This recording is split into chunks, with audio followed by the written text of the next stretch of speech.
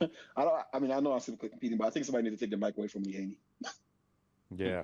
What's up, guys, and welcome. You are watching Fazi Fitness. So, guys, channel membership is now live. Link is in the description and the first comment. Do check it out.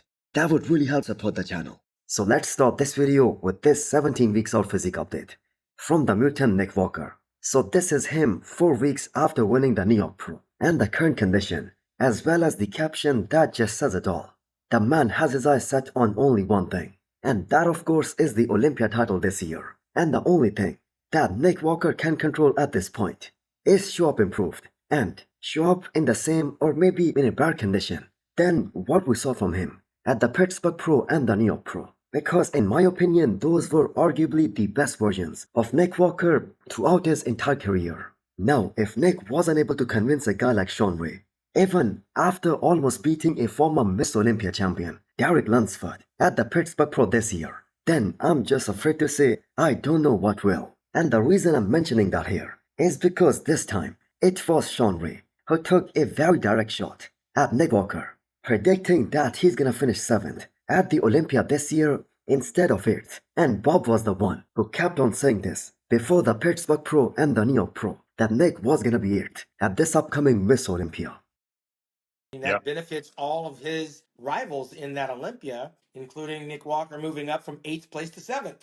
What? Come on now. Now, many of us did criticize Nick Walker based on his performance last year, because the way he showed up at the New York Pro last year, that I think we can all agree was less than ideal. And that is why a few people out there thought that he might slide down in placings at the big shows like the Arnold and the Olympia. Because the guy he was going up against, they have way prettier physiques, they are way more aesthetic, and they were also getting pretty big, especially in the last couple of years. And we know the trend for the men's open that has been going towards more aesthetic, more streamlined, and more classic looking guys. And Nick, we all know, is a mass monster. He's a freak of nature. Now, I said this multiple times before this year's Pittsburgh Pro, that all it's gonna take is just one good performance by the mutant, and the man is gonna regain all his hype back. And all it took was just 2 performances, and they were at the New York Pro and at the Pittsburgh Pro, to convince 99% of the bodybuilding fans that Nick is undoubtedly one of the most dangerous guy in that Olympia top 5. Yes, I know in order for him to place in that top 3 or maybe win the Olympia title, he's gonna need some help from all these other guys like Derek, Hadi and Samson. But the fact is, we just saw Derek missing and showing up less than 100% at this past Pittsburgh Pro. And we saw something similar happen last year at the Olympia when both Hadi and Derek, they came in off. And same thing with Samson, who came in less than 100% at this year's Arnold. So this can literally happen to anyone on the day of the show. So Nick is gonna continue to build on this. But the one thing that he's gonna make sure is that his waistline, that remains the same. You guys think that the current top Olympians, they aren't giving attention to all the discussion and the disrespect going around in the past few weeks? Well, Samson Dawuda, who is the best bodybuilder in the world right now, I mean, he's the only guy who has the right to say this, because after all, he's the reigning Miss Olympia. So him reposting this particular picture on his IG story and also on his IG feed, that shows that he's well aware of the criticism going around. And he's not only standing up for himself, but his fellow competitors too. So Lee Haney, the 8 times Miss Olympia champion and a true legend of the bodybuilding, he kind of mocked these top Olympians by referring their front relaxed stance as a motorcycle stance. Now, even if you agree with him, I think we can all agree maybe he could have expressed his opinion a little differently, in less of a harsher tone, maybe with a bit more respect. Now, Lee also said that the men's open bodybuilding, that is kind of going downhill, which is also something that needs more clarification, as he was the one who was rooting for taller guys like Samson Dawuda and Andrew to lead the sport. And now that a 300 pounds bodybuilder with the smallest waistline, he's the biggest ambassador of the sport. Open bodybuilding right now is getting criticism from everywhere. Now, in all honesty, this is a very common practice in every professional sport. Everybody thinks that their era, that was superior. Now, I know that is up for debate, but disrespecting the modern era, that is also not the right way to go. So Akeem Williams was on the bro chat, and he also touched on this subject, And he had a good argument that if bodybuilding is dying, why the prize money that is at its all-time high? Why there is more viewership and more engagement than the sport has ever seen before? The engagement has been continuously been going up. So what do you guys think? Are these guys from the 90s and the 80s, are they going too harsh with the criticism on the top pros of today? Yeah, I don't. He just causing a whole bunch of controversy for no reason. He should be uplifting the sport, not just trying to drag it and bring it down, man. 100%. And Well, I everything, think- every time he's just complaining about something else. Like, come on, bro.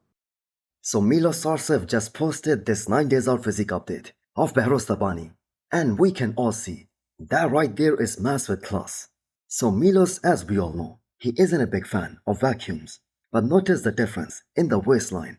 As Behrouz Tabani pulls a vacuum, doing this front double biceps, he looks very round, very dense. He has that paper-thin skin, great overall condition, and this is what makes him such a dangerous bodybuilder. And not just for this upcoming Dubai Pro show, but for that Miss Olympia too.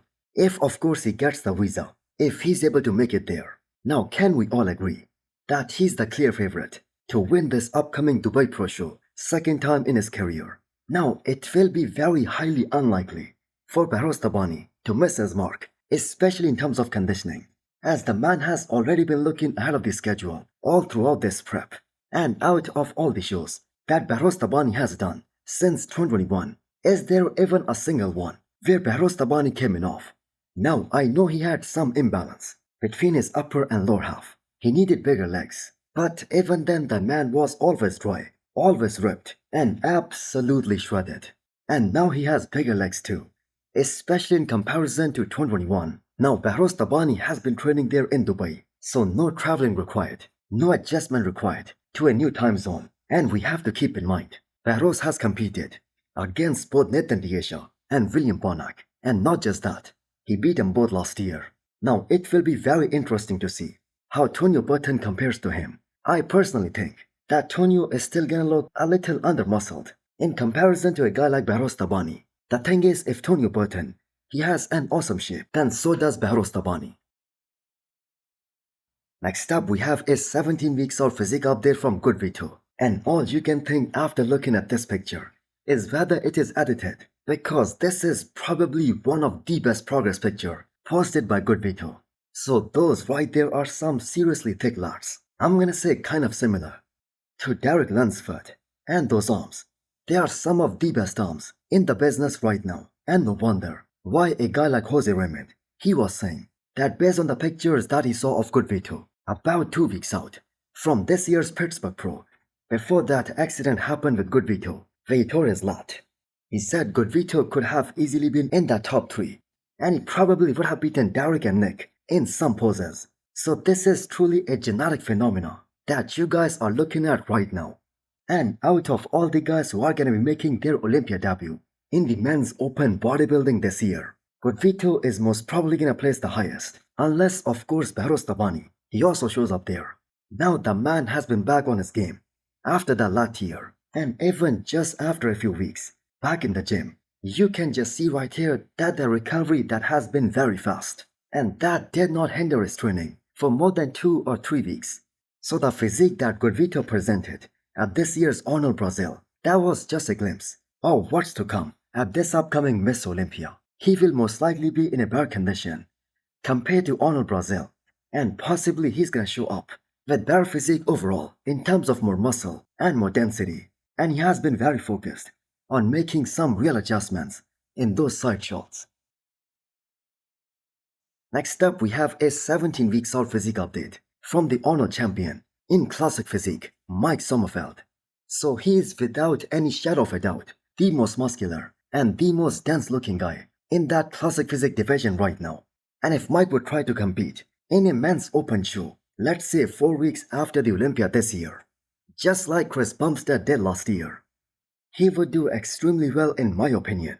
Now so many fans out there, they complain about him, that he's built like a 212 guy, ignoring the fact that Mike arguably has the best X frame in that entire classic physique division. Now he might need more hamstrings in the back shots, but other than that, he literally has no weaknesses, and most importantly, the condition that he's able to get in, that is so goddamn insane. He claimed that he has more room to grow before he hits the weight cap, Now that might be true, but that room won't be more than just a few pounds, maybe a couple of pounds, because Mike made one of the most incredible transformation from 2023 to last year, where he put on a solid 16 pounds of muscle on his frame, and the difference in his physique. That was also pretty evident on the stage. Now, even though it wasn't the best peak week for Mike Summerfeld at this past turnout, still he won that show, and that too with perfect scores. Now, if he brings that same condition at the Olympia this year, he's gonna be very hard to beat. So hit the thumbs up button if you liked the video, and smash the subscribe button if you wanna come back for more. Thanks for watching.